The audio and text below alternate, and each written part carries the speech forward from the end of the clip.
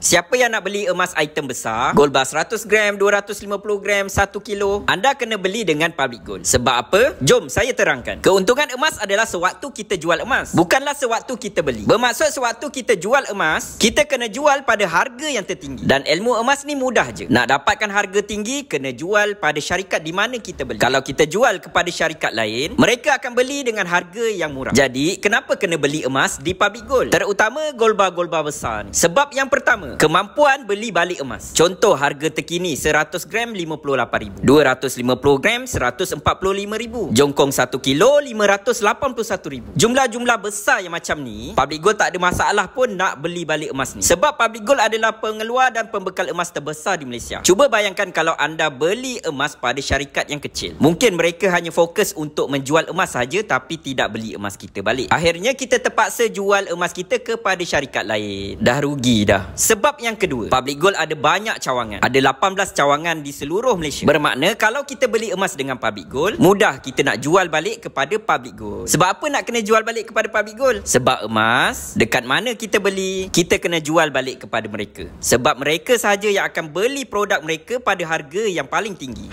Itu dua sebab kenapa siapa yang nak beli gold bar besar ni kena pilih Public Gold. Cuba bayangkan kalau anda beli emas pada syarikat yang hanya ada ejen emas sahaja. Cawangan pun ada 1-2 je. Mampu tak ejen emas kita tu nak beli balik emas kita yang beratus-ratus gram, yang nilainya berpuluh-puluh ribu bahkan beratus-ratus ribu? Sebab tu siapa yang nak beli item besar atau nak kumpul sehingga beratus gram, mungkin Public Gold sesuai untuk anda. Oh, sebelum saya terlupa, siapa beli 250 gram, Public Gold akan bagi 1 gram percuma. Boleh buat full payment ataupun buat EPP 10. Promosi hanya untuk bulan November saja. Kepada yang belum lagi ada akaun Public Gold, boleh tekan link di bio atau boleh hubungi saya untuk saya bantu daftarkan akaun Public Gold secara percuma.